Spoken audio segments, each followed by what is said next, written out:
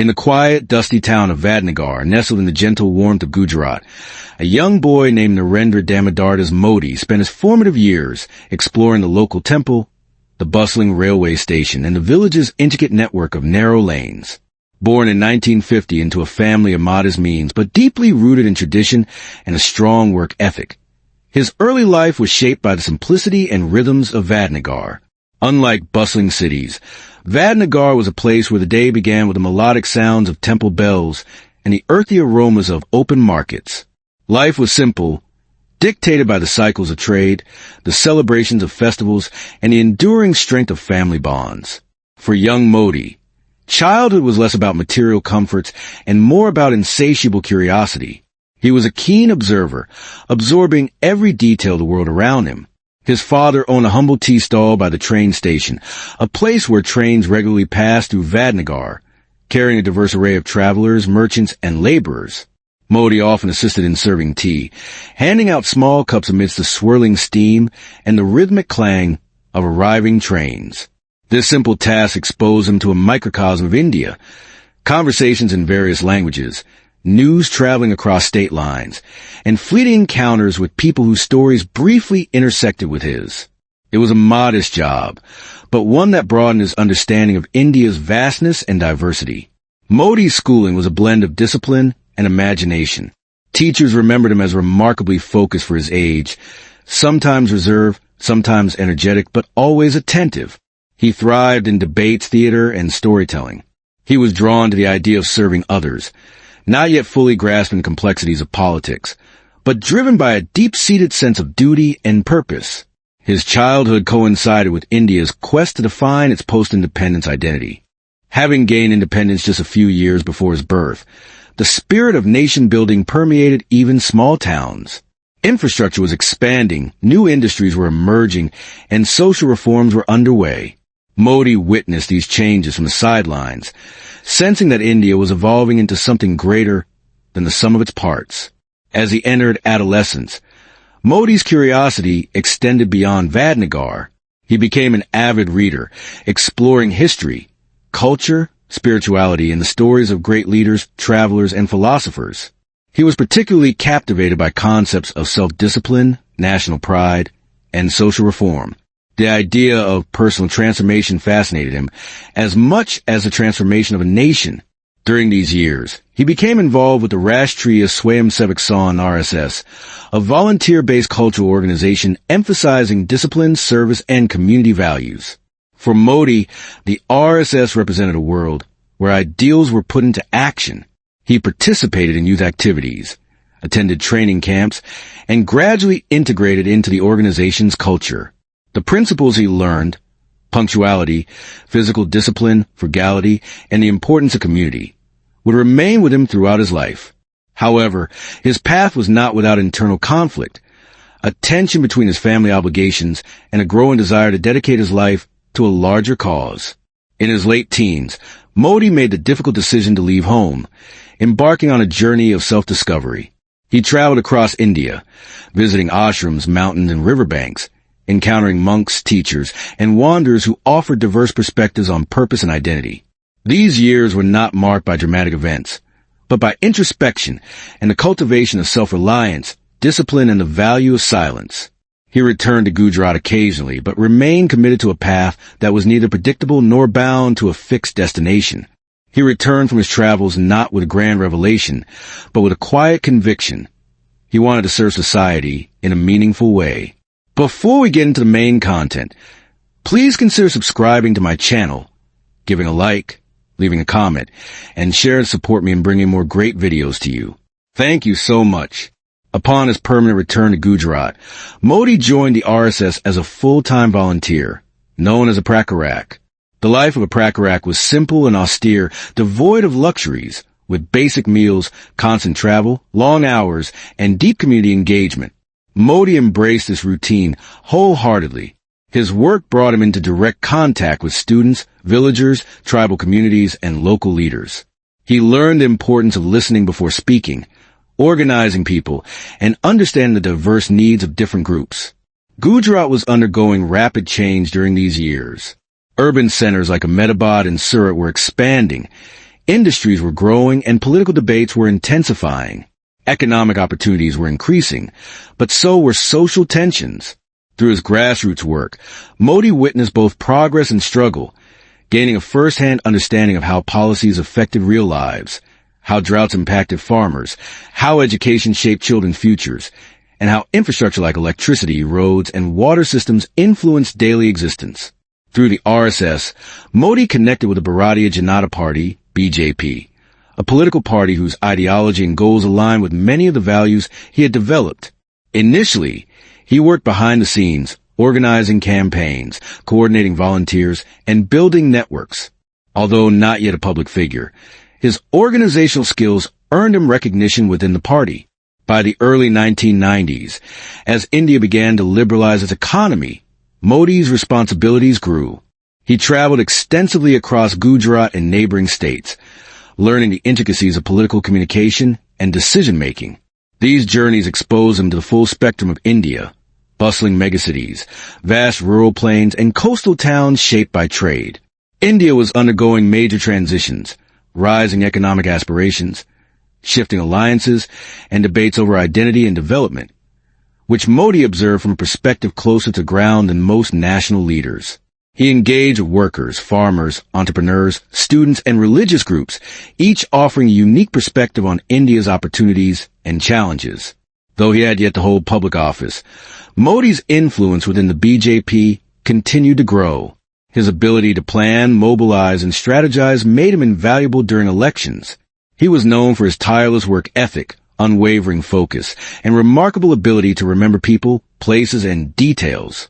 As the 20th century drew to a close, Modi's path began to take shape, moving from a tea stall in Vadnagar to the center of a national political movement, step by step, quietly, through years of dedication. However, the defining moment of his life was yet to come. Part 1 concludes here, with Modi still operating behind the scenes, determined, disciplined, and unknowingly preparing for a future that would soon transform Indian politics. Part 2 will explore his transition from political organizer to practitioner, his rise in Gujarat, the challenges he encountered, and the leadership qualities that set him apart on the national stage. As the 1990s unfolded across India, the nation entered a period of profound transformation. The economy was liberalizing, social changes were accelerating, and the political landscape was subtly shifting. For Narendra Modi, who had dedicated years to the organizational aspects of the RSS and later the BJP, this decade would mark his transition from a behind-the-scenes strategist to a prominent political figure. Modi's ascent within the BJP was not sudden, but a gradual progression built on countless interactions, organizing volunteers, training youth workers, engaging with communities, and developing local strategies. His strength lay in his deep understanding of ground-level realities. He had traveled extensively throughout Gujarat, engaging with farmers, traders, religious groups, tribal communities, and students, listening to their concerns about water scarcity, unemployment, inadequate infrastructure, limited opportunities, and a desire for more reliable governance. By the mid-1990s, Modi had established a reputation as a tireless organizer, known for his long journeys by bus or jeep, his late-night work sessions, and his meticulous notes on every region he visited. While he rarely participated in public debates or political rallies, BJP leaders increasingly relied on his ability to interpret social trends and coordinate campaigns. His knowledge of Gujarat was not theoretical, but rooted in years of experience walking through markets, villages, industrial areas, and religious gatherings. In many ways, his political education had come from the field rather than the classroom. In 1995, the BJP formed its first government in Gujarat. Although Modi did not hold a ministerial position, his organizational role became even more critical, involving behind-the-scenes planning, campaign coordination, and internal party communication. As the political climate of the state shifted, Modi emerged as one of the trusted strategists who helped the party navigate both victories and internal challenges. However, political fortunes are rarely stable. By the late 1990s, Gujarat faced a combination of political instability, economic uncertainty, and social tensions. Party leaders in Delhi began seeking individuals capable of strengthening organizational discipline within the state, and Modi's name consistently arose due to his commitment, efficiency, and calm strategic approach. In 2001, a pivotal moment arrived when Gujarat was struck by a devastating earthquake centered in Bhuj. Entire towns were decimated, thousands lost their lives, and the state was plunged into a deep crisis. It was in this context that the national leadership chose Modi to assume the role of chief minister. For someone who had spent most of his life out of the public eye, the transition was enormous. Many questioned whether a man with no prior administrative experience could handle the challenges that lay ahead. However, Modi approached the task with the same approach he had applied to every role before, through careful observation, intense dedication, and direct engagement with the realities on the ground. In his early months, he traveled extensively throughout the earthquake-affected regions, meeting with survivors, inspecting damaged structures, consulting with local officials, and coordinating relief efforts. He demonstrated a preference for swift decision-making, focusing on rebuilding not only infrastructure but also confidence, emphasizing transparency in relief distribution, the need for long-term rehabilitation, and the importance of restoring livelihoods. Gujarat's recovery from the earthquake became a defining aspect of Modi's early tenure. Roads were rebuilt, water systems were restored, and new housing projects were initiated. International organizations and businesses stepped in to support the reconstruction efforts, which Modi oversaw with meticulous attention to detail and a sense of urgency. As the state slowly stabilized, Modi shifted his focus toward long-term development. Gujarat, known for its entrepreneurial spirit, possessed the foundations for industrial growth, ports along the Arabian Sea, a strong trading history, and increasing interest from domestic and foreign investors. Modi sought to capitalize on this potential. Under his leadership, Gujarat prioritized improving road networks, power supply, investment processes, and agricultural support. He encouraged both small and large industries to expand, emphasizing efficiency in administration, and often holding late-night meetings to review progress.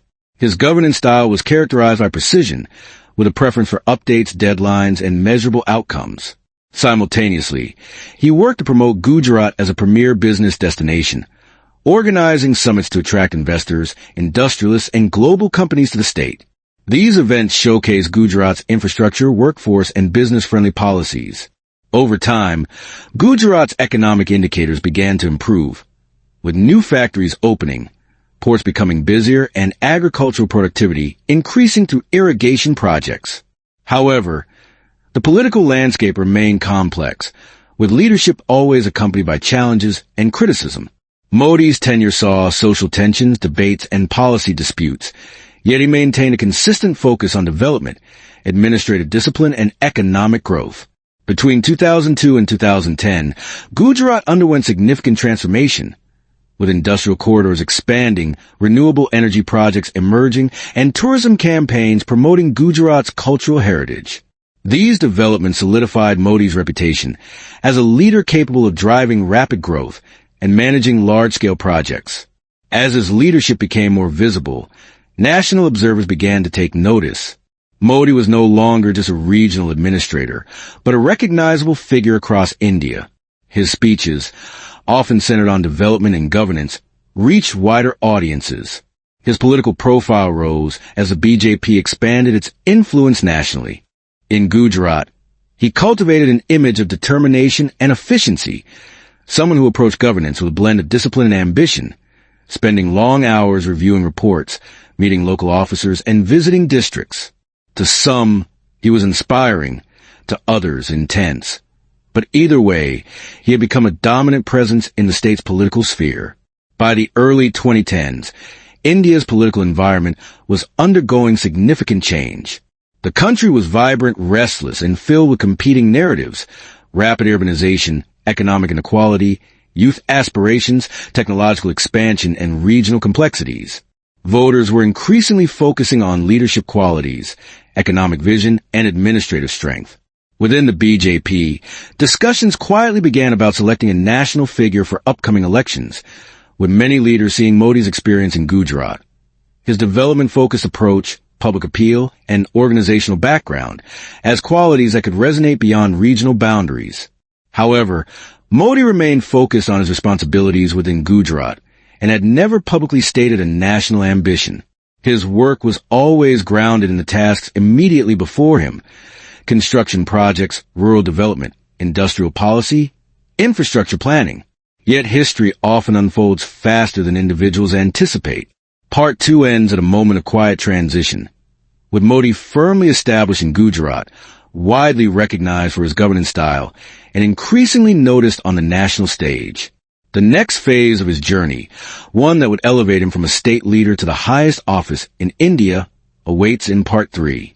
By the early 2010s, the political landscape of India was subtly but powerfully shifting. The nation was evolving, economically, socially, and emotionally.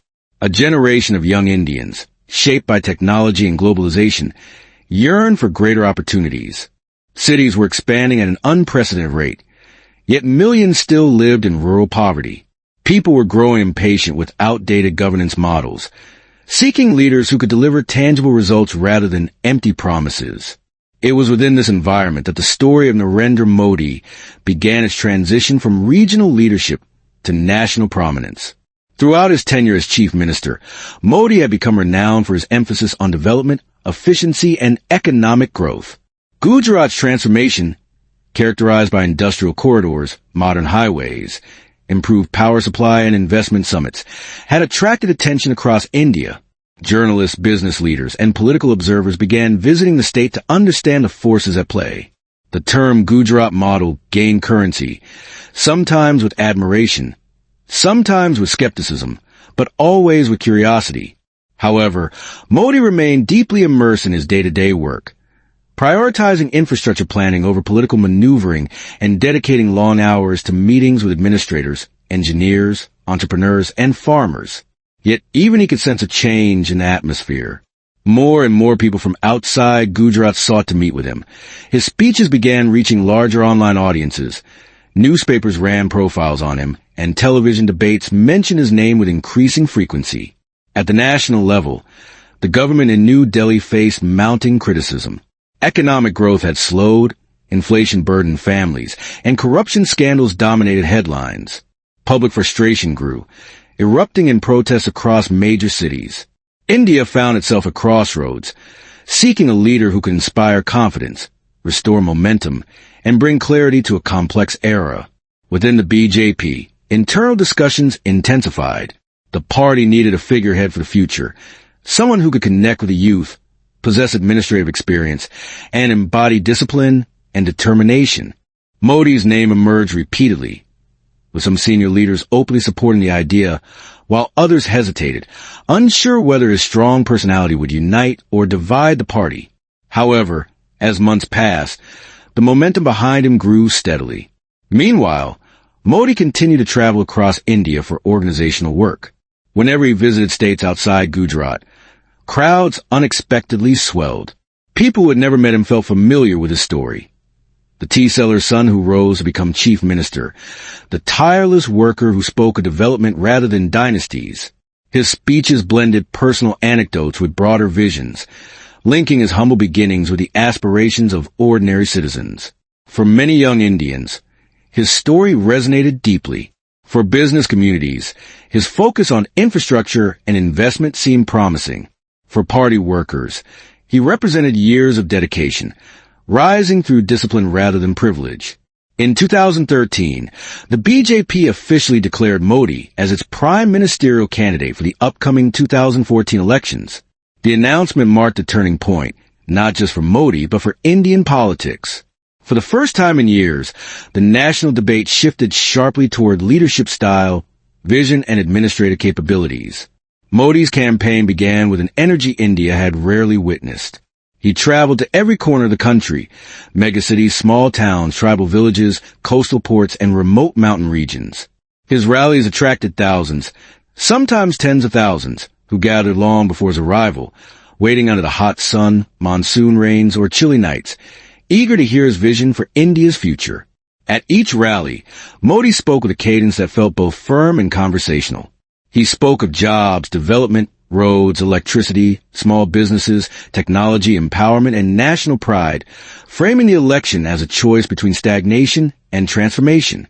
He emphasized the need for good governance, accountable leadership, and efficient administration, with messages that resonated deeply because they addressed everyday struggles, Parents worrying about their children's futures, workers seeking stability, entrepreneurs navigating bureaucracy, and young people striving to overcome limitations.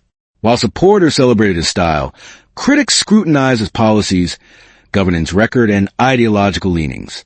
Debates intensified on television, in newspapers, and at dinner tables across India. Yet regardless of viewpoint, Modi dominated the national conversation, and the election became as much about India's direction as about the man who symbolized the possibility of change. Behind the scenes, Modi's campaign operated with precision. Teams tracked logistics, social media, speeches, and travel schedules. Modi himself maintained a relentless pace, sometimes addressing multiple rallies in a single day, traveling late into night, and preparing for the next morning with little rest. He met with local leaders, farmers, entrepreneurs, scholars, and youth groups, listening intently, taking notes, absorbing concerns, and adjusting his message accordingly. As the election season progressed, the excitement deepened. Polls indicated a rising wave of support. Crowds grew larger, and the phrase, "Ekd Din, better days," began echoing across rallies, trending online, and appearing on posters. India had seen charismatic leaders before, but the scale of Modi's momentum felt different, grounded in both emotion and expectation.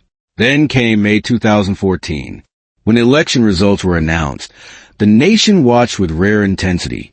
The BJP won a sweeping victory, securing a full majority, the first time in decades that a single party had achieved such a mandate. Modi, the man who once served tea at a small railway station, had now been chosen to lead the most populous democracy on earth. Across India, celebrations erupted, from crowded streets in Mumbai and Delhi to quiet lanes in Gujarat. Supporters lit candles, burst firecrackers, and held prayer ceremonies. In Vadnagar, elders who had known Modi as a child gathered outside the railway station where he once worked, overwhelmed with pride. For Modi, the moment was both humbling and immense. He stood on the steps of Parliament, addressing the newly elected members and the nation with words that reflected both gratitude and responsibility, reminding them that the mandate was not for him alone. It was for change, governance, and the collective aspirations of India. Part 3 ends here, with Modi stepping into the national spotlight, carrying with him years of discipline, long days on the road, countless conversations, and a rising tide of hope. Part 4 will explore his transition from candidate to prime minister, his early decisions, domestic reforms, foreign policy approach, and the challenges of leading a nation as vast and complex as India. When Narendra Modi took the oath of office in May 2014, a sense of anticipation filled the air in New Delhi. India, a nation of over 1 billion people, looked forward to a new chapter. Crowds gathered outside television shops. Families watched from living rooms, and newspapers printed headlines filled with hope, doubt, excitement, and curiosity. For Modi, the responsibility was immense. He was no longer the leader of a single state, but the steward of a rapidly changing, deeply diverse nation. In the first weeks of his term, Modi moved with his characteristic pace. He reorganized ministries, streamlined decision-making processes, and emphasized punctuality and accountability. He held late-night meetings, sought updates directly from civil servants, and pushed for efficiency across departments. His early days set the tone for a governance model centered on discipline and results. One of Modi's first major focuses was infrastructure. India had long struggled with inconsistent roads, patchy electricity, and slow connectivity. Modi believed that development had to begin with the basics. Highways expanded, rural electrification programs accelerated, and the railway system began modernization. Digital infrastructure also became a priority, not only for large companies, but for small businesses and remote regions. The Digital India initiative sought to bring connectivity to millions, enabling online services, digital payments, and wider access to government programs. For many citizens in small towns and rural villages, mobile phones became gateways to new opportunities: banking, education, healthcare information, and government benefits. The digital shift also aimed to reduce corruption by limiting middlemen and bringing transparency to systems. Another major thrust was Make in India, an initiative designed to attract investment and promote manufacturing growth. India, rich in labor and talent, had long been seen as a sleeping industrial giant. Modi envisioned transforming the country into a global manufacturing hub. Factories began to expand, both domestic and foreign companies explored new opportunities, and job creation became a central promise of the government. However, governance extends beyond development. It also touches the daily lives of millions. Modi launched the Swachh Bharat, Clean India mission, a nationwide campaign to build toilets, improve sanitation, and change social habits around cleanliness. Volunteers mobilized across states. Schools held cleanliness drives, and public spaces began to take on new forms. The campaign, though simple in concept, resonated emotionally. It symbolized dignity, health, and collective responsibility. Running a country as vast as India meant navigating complexities that no leader could fully prepare for. Differences in culture, language, economy, and politics created overlapping challenges. Farmers faced struggles due to droughts, price variations, and changing markets. Urban youth sought more jobs, more innovation, and more mobility. Critics of Modi's administration questioned policies, highlighted concerns about implementation, and debated the long-term impact of reforms. In foreign policy, Modi embraced a dynamic, outward-looking approach. He traveled extensively during his first term, visiting neighboring countries, major world powers, and emerging economies. His meetings emphasized trade, technology, security, and diaspora engagement. Large gatherings of Indian communities abroad became hallmarks of his trips, venues filled with music, speeches, and celebrations of identity. Modi's foreign outreach had several layers. With South Asian neighbors, he aimed to strengthen regional ties.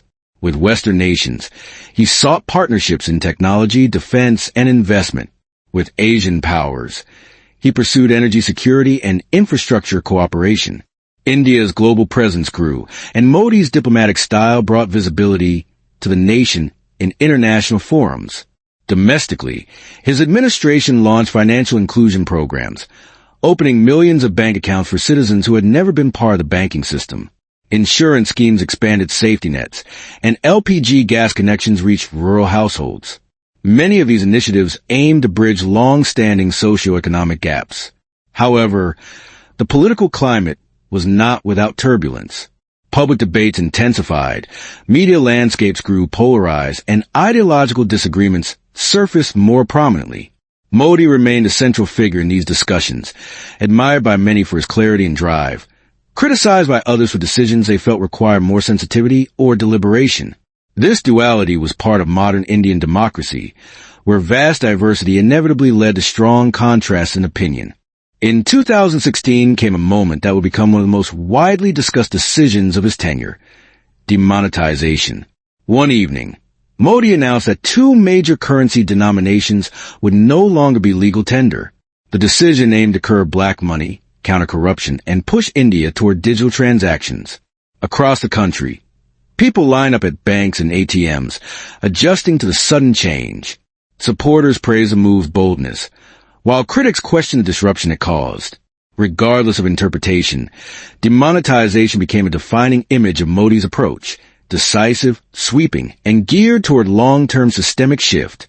The introduction of the Goods and Services Tax, GST, soon followed, a unified tax regime intended to simplify business operations across states. It was one of India's most ambitious economic reforms, involved replacing a patchwork of regional taxes with a unified national framework, known as the Goods and Services Tax, GST. While businesses initially grappled with adapting to this new system, the GST gradually reshaped the country's trade and commercial landscape, streamlining processes and fostering a more integrated national market. As the 2010s came to a close, global dynamics shifted once more, marked by growing concerns about climate change, escalating trade disputes between major economies, and rising geopolitical uncertainties across continents. Under Modi's leadership, India navigated these complexities with a blend of measured caution and bold ambition, positioning itself as an emerging technological powerhouse, a staunch advocate for regional stability, and an active participant in global development initiatives. By 2019, Modi's initial term had indelibly marked India, evidenced by advancements in infrastructure, enhanced digital accessibility, strengthened international relations, and streamlined administrative systems. Yet, India remained a land of stark contrasts. Rapid urban expansion juxtaposed with persistent rural challenges, soaring aspirations amidst enduring inequalities, and fervent political debates reflecting the nation's vibrant diversity of thought. The 2019 general elections unfolded with tremendous intensity. Modi once again campaigned across the country, emphasizing themes of development, national security, and unity. His message resonated deeply with many voters, culminating in a decisive victory as the BJP secured another resounding mandate. Part 4 concludes at this pivotal juncture, with Modi embarking on his second term amid heightened expectations and increased scrutiny. The subsequent chapter will delve into the challenges and transformations of his second term, including navigating global disruptions, implementing domestic reforms, and addressing India's evolving role in an increasingly interconnected world. When Narendra Modi began his second term in 2019, India stood at a crucial turning point, firmly rooted in centuries of tradition while simultaneously stepping into a rapidly evolving global arena. His new term commenced with the palpable energy of a nation anticipating continued progress and development, but also demanding solutions to deeper structural issues such as employment, education, urban development, and regional stability. During the initial months of Modi's second term, India buzzed with activity. Infrastructure projects continued to expand, including the construction of new expressways, significant railway modernizations, smart city initiatives, and the proliferation of renewable energy installations across deserts and coastlines. The government articulated a vision of India not only growing but also undergoing profound transformation, digitally, industrially, and economically. Then, in early 2020, everything was upended. A global pandemic swept across continents, impacting India with sudden and devastating force. Streets emptied, businesses shuttered, and cities that once teemed with life fell silent. It was an unprecedented challenge, not only for Modi but for leaders worldwide. The government responded by implementing lockdowns, expanding healthcare facilities, and launching economic relief programs. Migrant workers undertook journeys of hundreds of kilometers to return to their home villages, sparking nationwide discussions about inequality and labor mobility. Modi addressed the nation on multiple occasions during this period, speaking with calm assurance about unity, resilience, and the need for caution. Millions watched from their homes, uncertain about the weeks ahead, but seeking clarity amidst the widespread confusion. Hospitals expanded rapidly, and makeshift treatment centers emerged in stadiums, railway cars, and public halls. Scientists worked tirelessly on treatments and vaccine development, and India eventually became a major global supplier of vaccines, dispatching shipments to countries across Asia, Africa, and Latin America. Economically, the pandemic profoundly impacted India. Job losses mounted, markets experienced volatility, and small businesses struggled to survive. However, the crisis also accelerated long-term shifts. Digital payment systems gained widespread adoption, online education became commonplace, and work-from-home arrangements expanded to new sectors. The crisis exposed vulnerabilities but also revealed new capabilities and resilience. Modi's administration responded with a series of financial support packages, rural employment programs, and economic reforms aimed at stabilizing the system. Agricultural laws introduced during this period triggered widespread protests, particularly among farmers in northern states. These demonstrations persisted for months, underscoring the challenges of balancing reform with the realities of traditional agricultural systems. Eventually, the laws were repealed, marking a rare reversal and illustrating the ongoing dialogue between the government and diverse social groups. Amidst the pandemic, India also faced challenges along its borders. Tensions escalated in disputed regions along the Himalayas, leading to military deployments and diplomatic negotiations. The situation was tense, highlighting the delicate balance of regional security. Modi maintained a firm stance, emphasizing sovereignty while pursuing diplomatic avenues to de-escalate the conflict.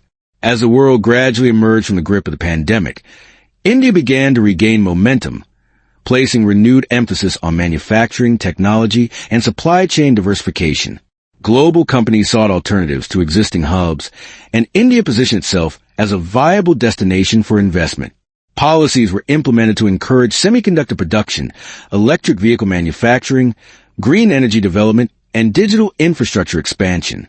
At the core of these changes was an evolving vision of India's role in the world.